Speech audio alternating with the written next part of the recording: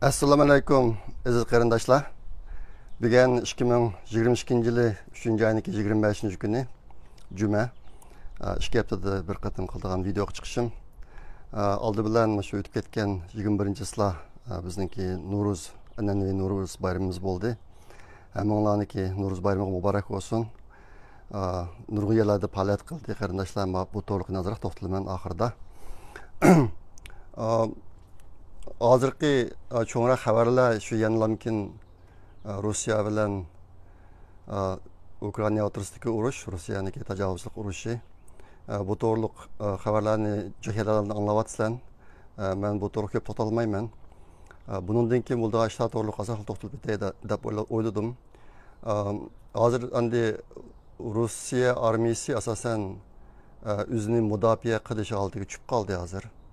Ularga burunqidek aktif holda tajovuz qilib, yangi yerlarni egallab, unda ishlarni qilolmayapti. Joyida to'xtab, asosan o'zini jinni qo'g'dash holdiga tushib qoldi. Qarag'an chog'da Ukrainaga bundan ko'p cho'ng ziyon bo'lmasligi mumkin bundan keyin. Bu yerni toptirib qo'yish jihatlarda. Endi Rossiyaniki atom bombasi, yadro bombasi ishlatish ehtimolligi tahdidi bor hozirmi? Biraz kalısından adashqanda endi bek cho'ng ziyon tortib ketib, buni o'ylagandek bo'lmagandan keyin ashtaq bo'lib qilish ehtimolligim bor. Unda bo'lib qolgan taqdirda Rossiyaniki hozirgi hokimiyati butunlay yo'q bo'lishi mumkin. Agar rasmiy yadro bombasi ishlatib qolsa, bu bir cho'ng ehtimollik. Shunga men hozirmi yadro qurol ishlatmaydi deb o'ylayman. Ishlatib qolsa bu Rossiya hokimiyatiniki yo'qolishi bo'lib hisoblanadi. Albatta Rossiya davlati yo'qolmaydi. U qanday shaklga keladi, bu to'liq narsa deyish tas. Yuz berish ehtimoli bo'lgan bir yer endi Rossiya izchil turda uning buni yerlarini egallab kelgan hozir qadar. Ashta boshqa bir qism davlatlar tatirib qo'ygan yerlarini qaytarilishga urinishi mumkin agar Rossiya hokimiyati og'dirilsa. Masalan, Yaponiyaning 4 ta kichik orollari bor Rossiyaga egallab olgan. Ashyalarni talab qilib qaytarilishi mumkin degandek. Bu ishlar ashta bo'yatdi. Endi yaxshi tarafdan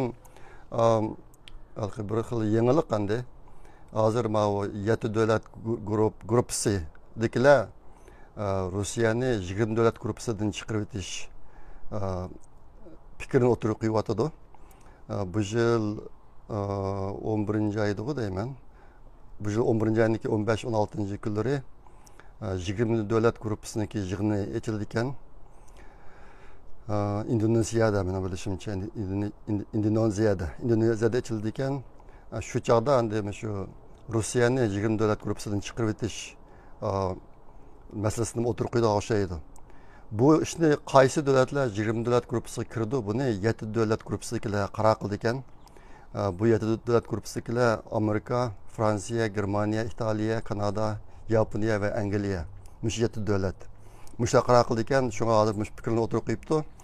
Endi mushundaq masalalarda Xitoy hukumati bag'ansir o'ziniki qanchalik sharmanda hokimiyat ekanligini ifodalayotdi. Masalan, hozir ma fikrlar o'tirib tushsa, tushgan chog'da Xitoyniki tashqi ishlar ministri bunday qilish to'g'ri emas. U bir davlatniki, yana bir davlatniki salohiyatini belgilash salohiyati yo'q degandek ashundaq sharmanda pastkash gaplarni qilib hozir Xitoyniki naqadar Xitoy hokimiyatining naqadar bir razil hokimiyat ekanligini texnik ifodalayotdi mushatimi. Chiqib oldimiz bu gaplar ishlar bo'ldi ekan. Endi mana 20 davlatlarning ichida Xitoy, Hindiston, Saudiya Arabistonlarmi bor ekan. Bu davlatlarniki qarshi chiqib qilish ehtimolligi bor edi. Ular qarshi chiqib tursa, bu ish o'zi chiqmas ehtimolligi bor ekan. Qisqasi, yaqinqi bo'lgan ishlarda Xitoy hokimiyatiniki naqadar razil hokimiyat ekanligi dunyoga taxmi barg'ansir oshkorlanyotdi. Umuman qilib aytganda g'arb ellari Xitoydan aytib jirkinyotdi, o'zini munosabatlarini yiroqlashtiryotdi. Buning aksicha islom davlatlari bo'lsa Xitoyga barg'ansir yiqilishyotdi. Ehtimol xabar topdinglar. Mana oldingi bir qancha kundan oldida İslam Hamkorlik Tashkilotining bir yig'ini bo'ldi. Buningga Xitoyning tashqi ishlar ministri Wang Yi berib qatnashdi bu yig'inga. Bu yig'inda Uyg'urlarning gapi qat'iy chiqmadi. U Uyg'urlar to'g'riliq ayblash qat'iy yo'q endi. umuman bu islom davlatlari Xitoyga qo'shamat qilib ashta bir sharmandalik ishni qilyotidi. Qisqartib aytgan chog'da g'arb ellari bilan Xitoy yiroqlashyotidi, islom davlatlari bo'lsa yiqilishyotidi Xitoyga. Ashundaq bir ahvol shakllandi hozir. Endi bu qatimki Rossiyaniki Ukrainaga hujum qilishidan kelib chiqqan yana bir natija Xitoy hukumatiniki Tayvanga hujum qilib Tayvanni qaytarib olish ham tushi asosan barbod bo'ldi deyish mumkin. Bu ishlarniki bundan keyingi 10-20 yil ichida yuz berishi asosan mumkin emas. Mening farazimcha bu qatim Xitoy obdan ko'ydi. Agar shundoq sharmanda ishni qilsa, o'ziniki qaysi kun qoldiganligini obdan ko'ydi. Ashta bo'g'ashqa bu qatim xalandi bir qatim cho'chidi deb o'ylayman. Bu ish bundan keyingi 10-20 yillar ichida yuz bermaydi. Ehtimol mangu yuz bermasligi mumkin. Bu ishniki bir yaxshi tarafi mushtaq bo'ldi. Endi yaqinda Xitoy to'g'riliq 3 cho'ng xabar chiqdi. Buniki birisi Xitoyniki bir aeroplani Donghang deydi. Donghang'niki sharqiy nima? Xitoyniki Donghang, Nanhang degan narsa aeroplanlar bor. Donghang deganiki bir Boeing 737 nomerlik bir aeroplani nayeti tik osmondan yerga tushib ketdi. Bu tushish ajoyib bir xil shaklda bo'ldi. Qanday desanglar, 8800 metr egizlikdan yerga 2-3 minutda tushib bo'ldi. Mesela tiklamkin tushdi endi. Tushib yerga tushgan vaqtida yerning ichiga 20 metr kirgitibdi aeroplanning beshi. Ashta kirgitib, bu butunlay kukum talqon bo'lib, hech qanday odam parchalarini topib bo'lmaydigan bir xil holatda yuz berdi bu ish. Buningki hozir nurg'un surlik taraflari bor. İşim oshkorlanmadi. Bu qanday bo'lib bu ish yuz berdi degan narsa. Odatda aeroplanniki motorlari butunlay uchib qolgan taqdirdami, agar uniki rolni boshqarib, bunday mang'al qo'yib qo'ysa, xil uzuncha ucha oladi. Uchib bo'g'chilik. Agar uniki rolini nayching boshqarib turib tushamsa, unda tik tushish bo'lsa, ko'pincha vaqtlarda ancha mumkin emas. Agar luchlar oyatlan bo'lsa endi. Shunga buning ichida nurg'un surlik ahvollar bor. Biz bilgandek Xitoylar bu jihatdagi uchurlarni qat'iy oshkorlamaydi. Ashta bo'g'ashqa buning ahvollari qachonligicha oshkorlandi, huquqlanmaydi. Hamma aeroplanlarda 20 soatlik oldida bo'lgan 20 soatlik shu xabarlashish narsini nim qilib qo'ydigan, xotirlab qo'ydigan uskuna bor, qora sandiq deydi uni. U uskuna portlashga, o'tqa chidamliq yasaladi odatda. Aeroplanning ikkisi bor ekan bu qora sandiqdan. Hozir birisini tepibdi, yemirisini topolmadik deb debdi. Endi Xitoyningki bu jihatdagi uchurlarga qat'iy ishongil bo'lmaydi. Xitoydagi uchurlarning hammasi injenerlik qilib yasab chiqqan narsalar, o'ziga foyda qilib yasab chiqdi keyin buni. Ashta boshqa bu jihatdagi Xitoyniki tashqatlari ishongil bo'lmaydi. Shunaqmi shu xato, yolg'on tashqatlarning ichida hozir shu birisi bayqaldi, birisi tepilmadi degan gaplar bor. Shu bu ishlarniki oxirida qanday bo'ldi uqmaymiz. Yana bir xabar, yaqinda bo'lgan yana bir ish. Zhang Shaoling degan bir Xitoy qiz bola, 25 yoshli qiz bola Li Jinjin degan bir Xitoy advokatni o'ldirib etdi Amerikada, Nyu-Yorkda. Bu Li Jinjin degan ayni vaqtda 4-iyun Tiananmen qirg'inchiligida o'quvchilarniki liderlaridan biri ekan bu. Shu lider bo'lgan odam ekan ki Amerikaga kelib o'qib, yo qonunda unvon olib, advokat bo'lgan, o'zining shaxsiy advokat shirkati bor odamga. Ma qizvalniki delosini bir taraf qilishga qatnashgan odam ekan bu. Bu qiz bola o'tgan yil 8-oyda kelib ekan Amerikaga. O'tgan 8-oyda men bilishimcha.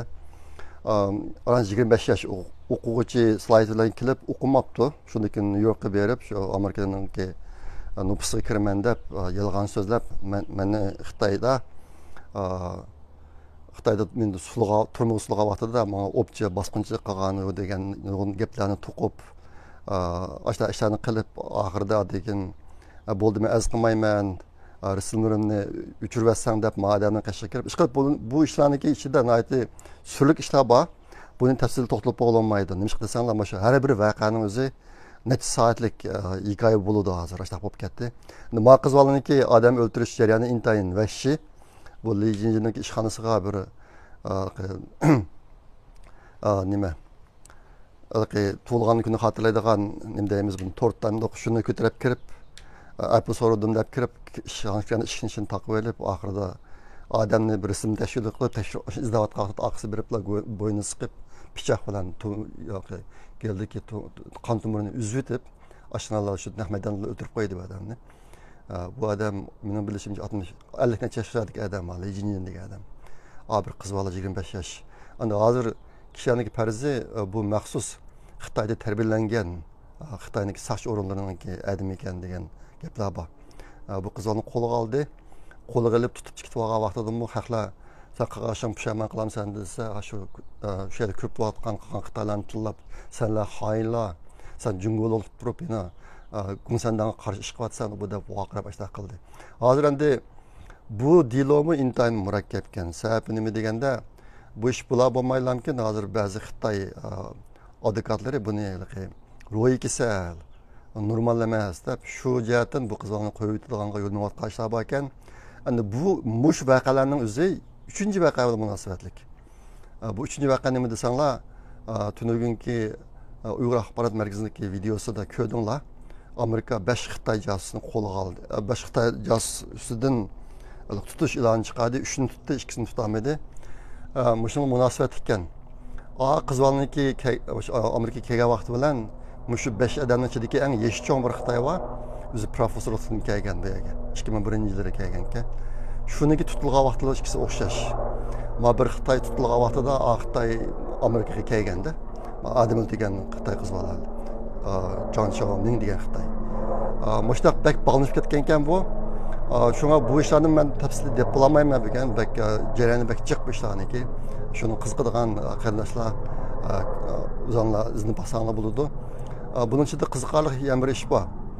Bu nima desanglar, shu 5 tutish e'loni chiqib tutilgan Xitoylarniki ichidan birisi Amerikaga chegaradan kirgan chog'da o'tgan yil chegaradan kirgan vaqtida buni shu Aydirmadagi Amerika soch o'rinlari so'roq qildi ekan. Aslida Jungo hukumati bilan aloqam bormi soch o'rinlari bilan bu deb so'roq qilsa, yo'q, meni hech nimam yo'q desa, sochlar debdi, agar ashtaq uchurlar chiqib qolsa sendan sen ig'ir jazoga uchraysan Amerikada desa, chataq yo'q, mening hamma seni izlanglar, munosabatim yo'q deb. Shu joyda izlab bu Xitoyniki xotira daftarlaridan Xitoy soch o'rinlaridagi aloqasi bor kishilarniki uchurlari chiqqan kashinchidan. Onun içinde birisi Guangdong'niki bir boshlig'i bor ekan, shuning aloqasi bor ekan buning. Uni 4-numurliqda ekan bu aslida 4-numurliq odam deb ataydi ekan, mana shu Guangdong'niki soch idorasiniki boshlig'i ekan bu. Shu to'g'ri uchur chiqqan ekan. Keyin ularni qo'lga tushirib, buni bu odamni tutib, andan keyin bu odamni pachiqiga nega bag'aligini ko'rildigan elektronlik hisobdan birini o'rnatib qo'yib bergan ekan. Shu orliqda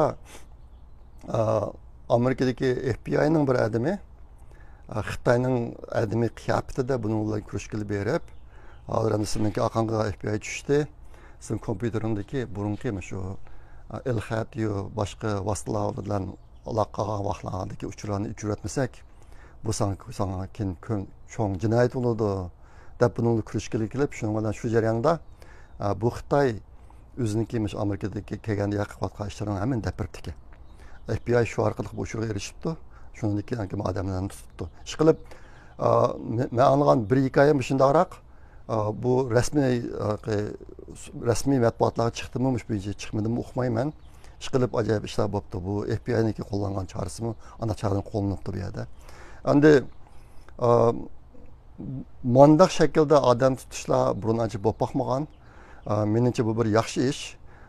Xitoylar mana hozir Xitoyning ichiga kirgizgan josuslar tutilyotdi mana o'xshash. Uyg'urlarning ichiga kirgizgan odamlar oz emas bularniki. Xudoyim bo'lsa, bundan keyin bu jihatda yana yaxshi yangi ishlar o'tirib chiqish mumkin. Endi sizlarga mana NASA'niki xabarlardan bir hafta xabardan 2 haftalik izoh deb beray. O'tgan hafta men bir qisqa video ishlab Amerikaniki Artemis 1 degan olam ushqurniki ahvolini barqaror berdim. Amerika olam bo'shlig'iga odam chiqarish programmasini rasmiy boshladi.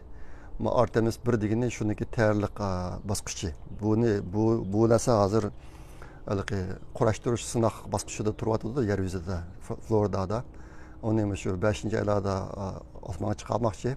Bu çıkarsa aygı verip aylanıp ayının şu değerde ondaki sünni emranı kuyup verip anındakin bu alem uçkurdaki Adem oturduğun nesli yaşara kayıtıp geldi. Ama Adem yok bu kadın. Bu sınak. Bunun ikincisi de Artemis 2'de Amerika ayga adam çıkarmakçı. Onundan keyingi qadam Marsga adam chiqarish ishlari bor. Endi hozirgi planda Marsga adam chiqarish uchun Oyni bir o'tirdiki punkt qilib ishlatmoqchi, xuddi danga o'xshash. Oldidan narsani shu olib olib, Oydan andikin Marsga mangdigan ashta qilish plani bor. Shuning tayyorliklar bo'lyotdi. Nihoyatda ajoyib ishlar bo'lyotdi. Yana birisi 3. ayning 15. kuni NASA'niki ikki olam uçquchisi Kayla Barron bilan Raja Chari deydi. Raja Chari degan Hindistonlikmikin ismidan qaragan chog'da. Ikkalan xalqaro olam punktining sirtida 7 soatga yaqin mashg'ulot yapadi. Bu mashg'ulot nima desanglar, hozir shu xalqaro olam punktiga yangidan quyosh nuridan to'q chiqaradigan taxtani o'rnatmoqchi bo'lar. Shuni tayyorligini qildi bo'lar. Burunqilarimi bor ekan, ma'ni o'rnatsa hozirgi to'q chiqarish miqdori 165 kilowattken. Hozir to'q chiqarish miqdori 165 kilowatt deydi. Ma'ni o'rnatsa 215 kilowatt mashtaraq bo'ldi ekan to'q chiqarish miqdori. Shu mashina qildi. Yana bir ish, Amerika Marsga bir kichik tipdagi tikuchar aeroplan chiqargan. Maxsus Mars uchalaydigan. Yer sharidagi tikuchar aeroplanlar Mars ucholmaydi. Sababi nima desanglar, Marsda havo bek shalong. Yer shariniki havosi ысытishgan joyda uning 10%gimi to'g'ri keladi bu. Hatta boshqa odatdagi tikuchar aeroplanlar ucholmaydi. Maxsus birini yasagan bo'lar. Yasab 2021 yılı 4. aydan başlap ishga tushib ekan uchishni. Aslida 30 Mars kunida 5 qatim uchirish planlangan ekan bu. Xabarlarda bor, Marsdagi bir yil 687 kun. Yer sharidagi bir yil 365 kun, Marsda 687 kun. Ya'ni Mars 687 kunda yer sharini bir aylandi. O demak, Quyoshni bir aylandi 687 kunda. Yer shari tezroq aylangan bo'lgani uchun Mars bir qatim aylanib bo'lsa, yer shari 2 qatim aylanib bo'lganda. Çünkü 30 günde 5 qatim uçuruşunu planlaptı ekan, hozir 21 qatim uçup bo'libdi bu. Uniki vazifa muddatini uzatibdi burunga qaragan chog'da. Bu ishlar nihoyatda muvaffaqiyatli bo'lyotdi. Yana birisi Amerika James Webb Space Telescope degan bir olam teleskopini kainotga chiqargan. Hozir buniki tayyorlik ishlari elib berilyapti. Bununla men şu NASA'ga hizmet kirgen bir yıldan ki bu işe men qatnaşkan teleskopun işiga şoňlardan biraz haberim var. Maqatim oniki şu tayyorlik basqıçlaridagi fine phasing degan bir basqıçı batı şunu aytdi. Muvaffaqiyat urilapti.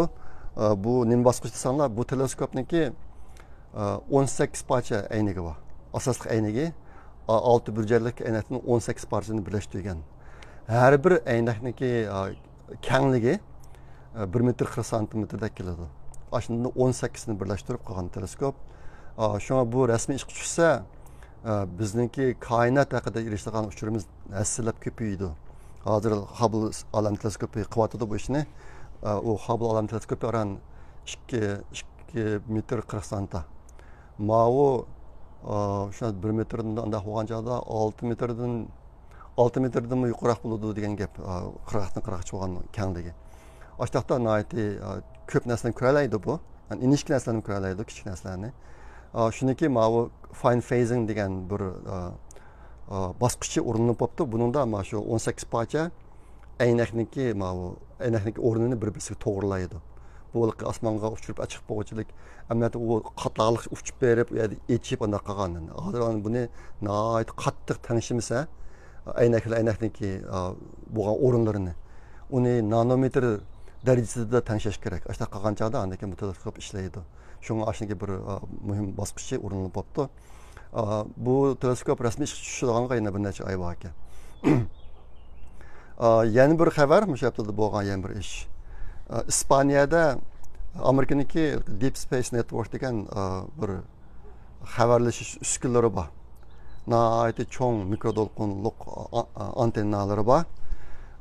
Bu antennadan hozir dunyoning 3 yerida bor bu. Havayda, Chilida, İspaniyada da benim bilishimcha. Bununla yine 6 antenna qo'shildi ekan. Burungi sistemaga 6 antennaniki ikkinchisi ekan. İkincisi hozir İspaniyaga qo'shilib ishga tushibdi. Uniki antennaniki diametri 34 metr. 34 metr bo'lsa o'ylab baxsangiz bo'ladi, nihoyatda cho'ng. Bu antennalar hozir shu Amerika va boshqa davlatlardan olam boshqaga chiqargan olam ushqunlari yerga signal mangdigan vaqtida mush antenna qabul qiladi oldi bilan. İntayin aciz signallarni qabul qila oladi bular. Masalan, Amerikanın ikki safarchisi bor. Safarchi, birinchi safarchi, ikkinchi safarchi degan. Ularning birisi quyosh sistemasidan chiqib bo'ldi hozir. Shu safarchilar mangdigan signalni oldidan shu antennalarni qabul qiladi. Qabul qilib, anandaki buni boshqaga taqitadi. Shunga buniki roli bek cho'ng. Hozir unga bir antennani qo'shibdi. Şu NASA'niki yaqin ishlatida bo'lgan cho'ng ishtirimish shu. Endi vatan haqidagi ishlat to'liq azab so'zlab beray. Yaqinda bir video chiqdi, bir Uyg'ur xonimniki so'zlagan videosi. Buningda bizim vatandagi o'rta maktablarda o'rta maktab o'quvchilarining ichida xomushlik kesili naytı epeklarligini deb so'zlabdi bu xonim. Albatta bu xonimniki qig'ini Xitoyning tashviqoti, lekin uning ichidan men nimani his qildim deganda, yaqinda Sharqiy Turkistondagi o'rta maktablarida o'rta maktab o'quvchilarining ichidagi xomushlik kesili yoki ro'yi kasalligiga giribtor bo'lganlarning soni shiddat bilan oshib turibdi. Men bu videoni Twitterga chiqardim inglizcha. Biraz uçur yazıp nimini yazdım deganda,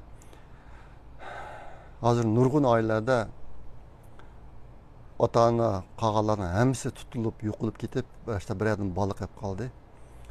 Bu bola maktabda o'qiydigan Xitoy maktablarida o'qiydi. Bütün maktabning hammasi Xitoychalar endi. Andikin boraysa uy yo'q. Ota-onasi yoki aka-singillari hayotmi emasmi uni bilmaydi.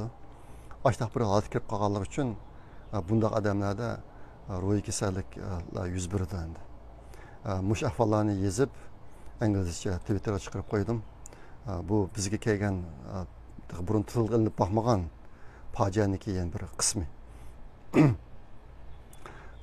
Yaqinda yana ishkirga Uyg'ur yoshlarini akitib qolgan xabar videolar chiqyotdi. Men uni nimaga Twitterga chiqaryapman, topa olganlarimni. Hazır Ukrayna'nın işini qilib qaslamkin Uyg'urlarning ishi bo'lgan qiziqish yanılan bak yuqori. Mana shu isqotman o'zim. 3 kun oldin chiqargan bir video niki ko'rilgan qatimi 7 mingdan oshdi. Tunyogun birini chiqargan men. Uningda Zumrat Davud singlimiz chiqarib ekan, Facebook ishini olib chiqarib qo'ygandim. Uningda 100 o'rta maktab o'quvchilarini, to'liqsiz o'quvchilardek bor ekan yoshlari. O'rta maktab o'quvchilarini ikkinchi yana birinchi kuni Wuhanga olib borgan ekan. Mecburen işçileri kılıp, şunu yazıp çıkarıp koygan tamtığı. Bir gün misal açtı. Onu 14 bin adam kırıp oldu. İş kılıp Uygurlarga bo'lgan ko'ngil bilish qiziqish yanılam yuqori g'arbda. İslam davlatlarida uni aksicha aytaman degandek. Mustafalar bo'g'il turibdi hozir. Ondan keyin bugun bir maqola ko'rdim. Men Xitoy hukumatiniki Uyg'urlarni halal organ manbasi qilib Saudiya Arabiston, Arab davlatlaridagi boylarga organ almashtiradigan, ishga a'zo almashtiradigan ishlar ishlayotganligi to'g'riliq Twitterlarga uchur chiqyapti, 2-3 yil bo'lib qoldi hozir. To'xtamay chiqyapman. Menga nayt muhim yerdan kelgan uchurlar bordi. Ular qat'iy g'arbning medialariga chiqmagan. Bugun bir yerga chiqibdi bir maqola. Shu Uyg'urlarning ishga a'zolarini halal organ qilib, halal organ sifatida boy arablarga setayotganligi Xitoy hukumatiniki. Mushto'liq bir maqola chiqibdi. Bu bir ilgirlash. Uyg'urlarningki beshi kelgan fojiani dunyoga bildirish, anglatish jihatidagi bir ilgirlash. Men buni bugun Twitterga chiqarib qo'ydim. Endi o'lib ketgan qarindoshlarimiz asli kelmaydi. Ama biz yine özümüz qalayotgan ishni qilib turmasak, ular o'zi kelolmaymiz. Shunga men bir maqolani ko'rgandan keyin har holda mush narsalar yerda qolmabdi deb biroz maqolaga xush bo'ldim. Endi hozir shu vatandan kelgan xabarlar bek azlab ketdi. Bizniki topalg'alarimizni Uyg'ur axborot markaziniki haftalik xabar programmasiga chiqaryapmiz. Anlattiryapsizlar. Hozir uchur erishmak bek tez. Meniki bilishimcha uchur o'tiladigan kishilarning hammasini yo'q qilyapti bular. Biz bilan aloqa qilayotgan, burun aloqa qilayotgan kishilar asosan yo'q bo'lib ketdi hozir. İzdirgini bilmaymiz, işte hop ketdi. Yaqinda menga kelgan bir uchur ba'zi ota-onalarga debtikasiya chetga chiqsanglar bo'ladi deb. Desa deganiki dansı bo'ladi bizning Yevropada balamiz va kirib kelaylik desa, yo'q u qaysi davlatga borsizlar, undan keyin qaysi uymak bilan borsizlar, uni biz qaror qilamiz, biz hukumat qaror qilsa qaror qilolmaysizlar. Sizlar chiqa olsanglarmi, Turkiyaga chiqa olsanglar mumkin, Yevropaga bora olmaysizlar degan gapni debdi. Çünkü o adamlarniki balası Avrupa'da ekan, ama Avrupa'ya baramaysan, Türkiye'ye baramaysan deb shuni debdi. Men hozir qadar yaqinda chet elga chiqishga boshlagan boshqa xabarlarni anglamadim. O'tganda mush to'liq gaplar bo'lingan, ba'zi xabarlar chiqqan. Bundan keyin Uyg'urlarniki chet elga chiqishiga biroz yo'l qo'ydi ekan degan. Lekin konkretni zodi bu ish qanday bo'ldi, bu to'liq boshqa gaplarni anglamadim. Endi oxiridagi bir narsa bu yil Nuruz faoliyatida chet eldagi Uyg'urlar ichida nihoyat bir cho'ng yengillik bo'ldi. Bo'libmi Uyg'ur o'smirlari Uyg'urcha an'anaviy kiyimlarda kiyinib, usul o'ynab, naqsh o'rindab yoki she'r deklamatsiya qilib, umumyuzlik chet eldagi nurg'un joylarda Uyg'urlar biroz to'plashib yashayotgan joylarning hammasida qarindoshlar nihoyat kuchab Uyg'ur madaniyatini namoyon qilishda nihoyat bir yangi pallaga chiqdi bu yil. Men bek xush bo'ldim. Mushlarga kuch qo'shgan barliq qarindoshlarga ko'pdan ko'p rahmat. Amerikadami, Washington DC'da, Los Angelesda, San Francisco'da, Houston'da, Texas'dagi Houston shahrida. Mushlarning hammasida shunday Nuruz'ni tabriklash, xotirlash faoliyatlari bo'ldi. Bek obdan bo'ldi. Men shuni ajrsin degan barliq qarindoshlarga ko'p rahmat aytaman. Bu ish endi bu yil 2-oyning 1-kuni Xitoyda bo'lgan Chag'an bayramida, Chag'an bayrami munosabati bilan bizning vatanda bo'lgan ishga cho'ng bir silishtirim bo'ldi. Xitoyniki Chag'an bayramida bizning vatandagi qarindoshlarimizning hammasi Xitoycha rol olib nurg'un o'yinlarni ko'rsatib boshqa qildi. Uyg'urlarga oid, Uyg'urlikqa oid hech nima namoyon bo'lmaydi Chag'anda. Shuningga qarshi Nuruz bayramida chet eldagi Uyg'urlarning kuchab mushunchalik bir holatni, ahvolni shakllantirishi bu biz chet eldagi Uyg'urlar ichida Uyg'urlikni saqlab qilish mush bir g'oyamiz, nishonimizda olgan bir muhim qadam deb o'ylayman. Shunga bu intayin muhim. Endi bundan keyin Uyg'urlarni chet elda saqlab qilishda mushtaq ishlarniki texmo rivojlanishi, taraqqiy qilishi bek muhim rol o'ynaydi. Bundan keyin davomli Xudoyim biz bu ishlarimizni yaxshilab manga. Endi eng oxirida deb qo'ydiganim,